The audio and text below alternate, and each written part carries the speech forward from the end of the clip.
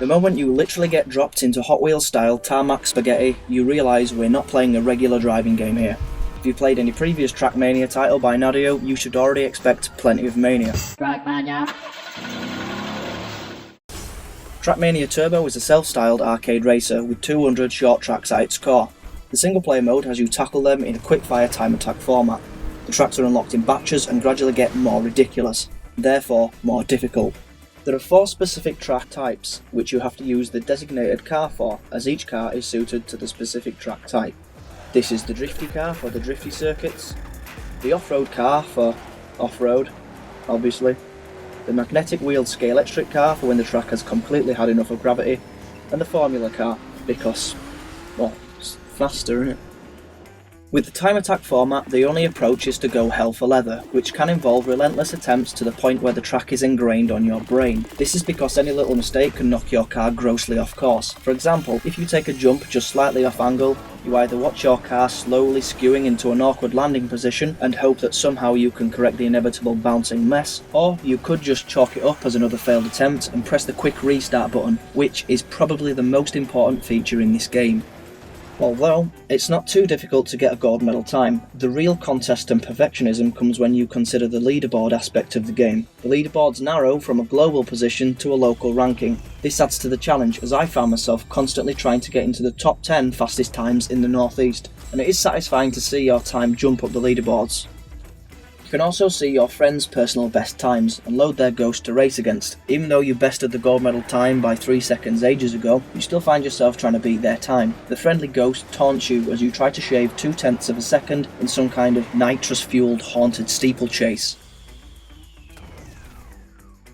Local multiplayer involves your usual modes, like split screen and hot seat, but then there's something a bit different. 1 car, 2 drivers mode. One player controls the steering and the other player controls the throttle and brakes. This mode is initially hilarious as you bumble around the track, but quickly becomes massively frustrating to the point of Monopoly tier friendship endangerment.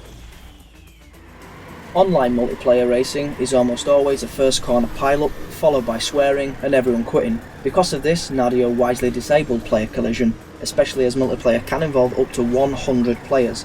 Just look at this madness. You could say having no player collision only gives the illusion of multiplayer racing, which is somewhat true, but on these tracks with so many players it just wouldn't work. Perhaps a game mode with up to 4 players could work with collision enabled.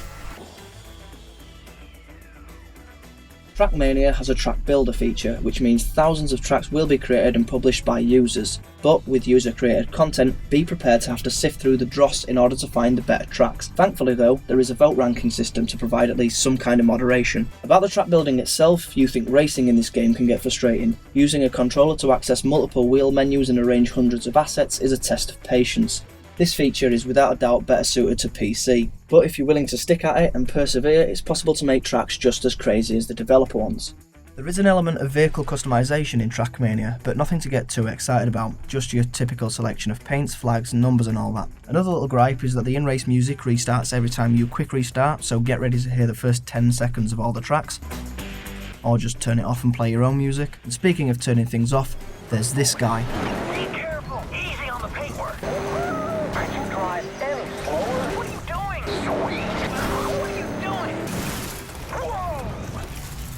He lasted about 5 races before having to be turned off.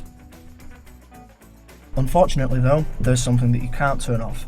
This game is published by Ubisoft, so at every opportunity it will nag you to sign up to Uplay and Ubisoft Club, like EA did with Battlefront. I don't care. Remember when you could just play a game and not be pestered for your inside leg measurement? Nevertheless, Nadeo have made a game that doesn't let you slow down for a second.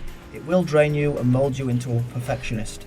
You need the patience to gradually improve, and you will, as the leaderboards draw you into sessioning duels with ghosts over fractions of a second. Could do with an extra game mode or two so you're not always ghost busting cars, and maybe include more vehicles, but overall the idea is simple, delivered well, and promises to expand.